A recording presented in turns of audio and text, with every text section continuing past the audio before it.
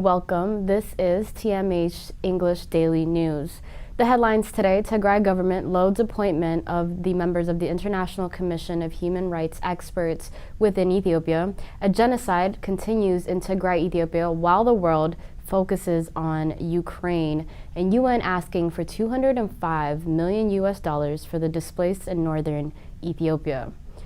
The government of Tigray loads the appointment of members of the International Commission of Human Rights experts on Ethiopia. The government of Tigray today released a statement expressing its appreciation to the presidents of the Human Rights Council for appointing Fatou Bensouda of the Gambia, Kari Betty Murungi of Kenya, and Stephen Ratner of the United States of America to serve as the three members of this commission.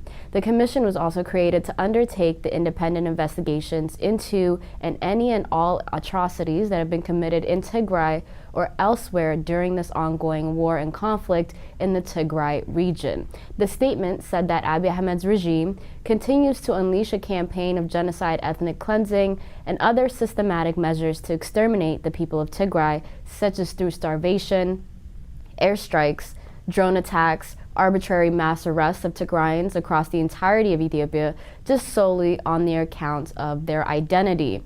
In the context of these shocking atrocities, the appointment of members of the International Commission of Human Rights experts on Ethiopia is a necessary first step in the international community's attempt to stop the commission of further atrocities, as well as hold the perpetrators of those heinous crimes accountable.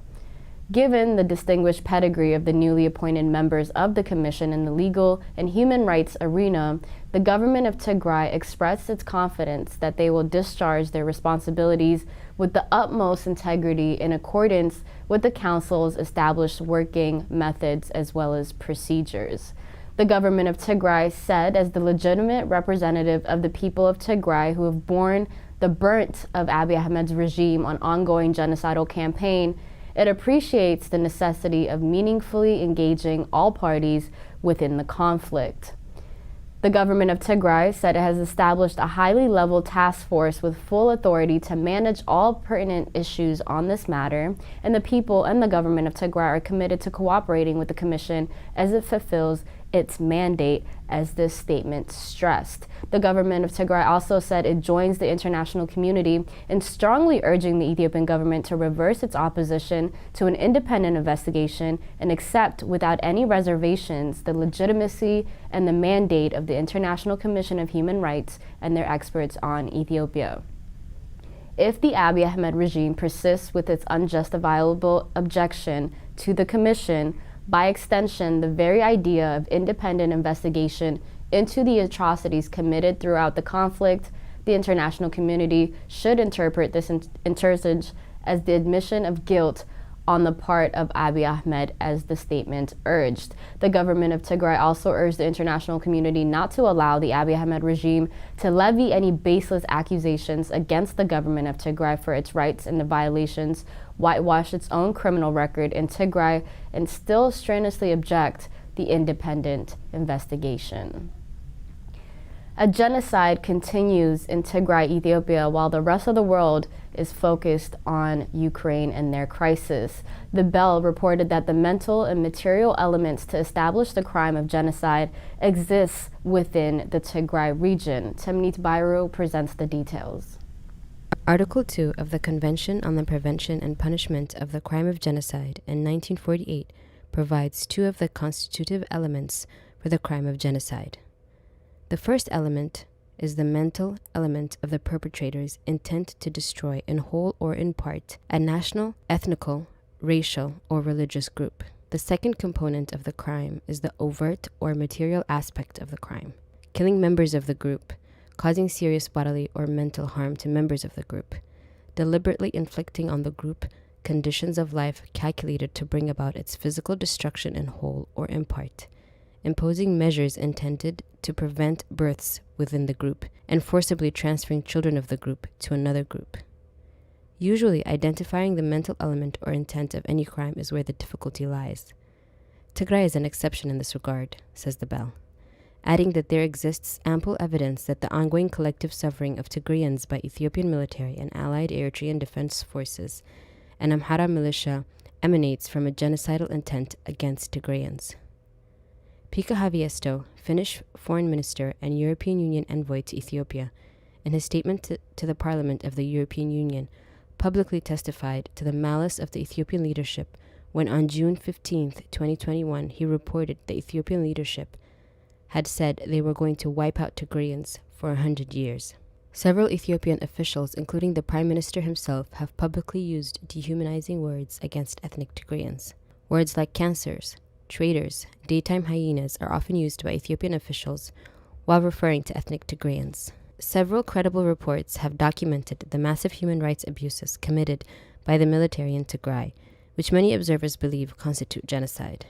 Despite the communications blackout in Tigray, independent actors like Amnesty International, Human Rights Watch, Doctors Without Borders have attested to the heinous crimes perpetrated by the Ethiopian military and its allies.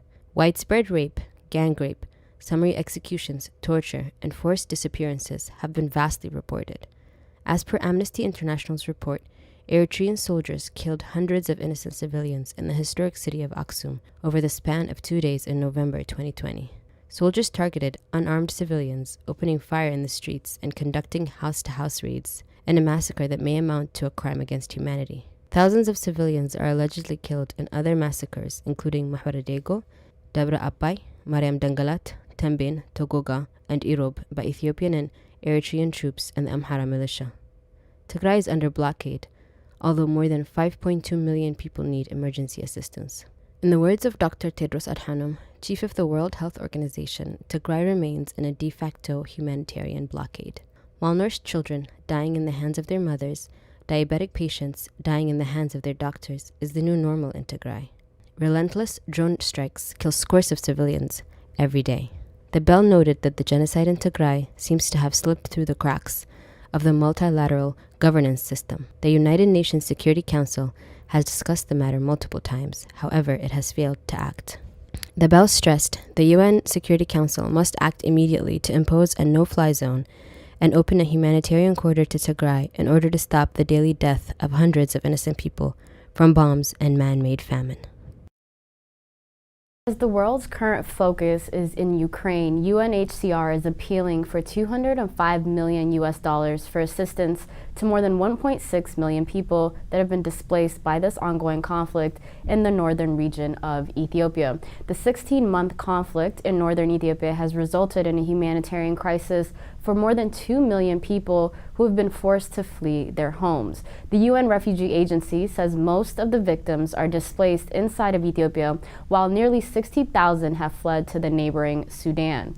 UNHCR spokeswoman Shabia Mantu said all are in desperate need of support. Eritrea, which supports the government, reportedly has attacked several camps in Tigray, housing tens of thousands of Eritrean refugees. Again, UNHCR spokeswoman Shabia Mantu said funds from the appeal will help provide protection and humanitarian assistance to those affected by continuing the violence inside of Ethiopia. Mantu also said UNHCR will provide protection as well as assistance to the thousands of Ethiopian refugees who have fled to eastern Sudan.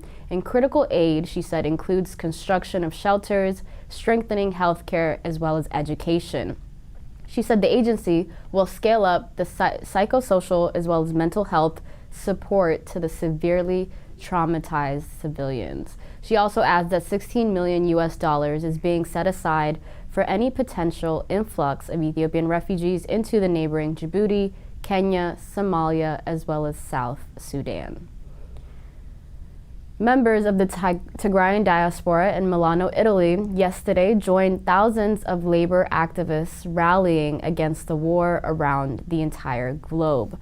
The Tigrayans in Milano voiced the plight of the people of Tigray, who are currently suffering due to the ongoing war of the genocide imposed by Abiy Ahmed's government and its allies, as well as the blockade that's been surrounding the region. They particularly called on countries like Turkey, the UAE, and China to stop arming the Ethiopian government with drones as well as other weapons.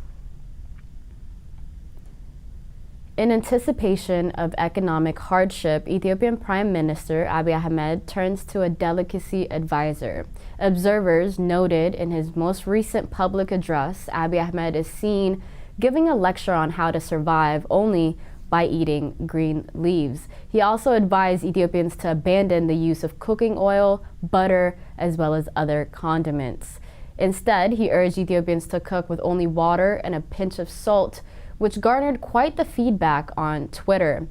Horn of Africa analyst Rashid Abdi wrote in his official Twitter account that Abiy is teaching Ethiopians everything: how to drive safely, how to beat famine by growing veggies on terraces, and how to cook lettuce to a fine taste. He also added that he has ceased to be prime minister. He's currently a chef, a lifestyle guru, a seer or a messiah, an emperor, a warrior, all rolled into one, Rashid Abdi wrote on his Twitter account.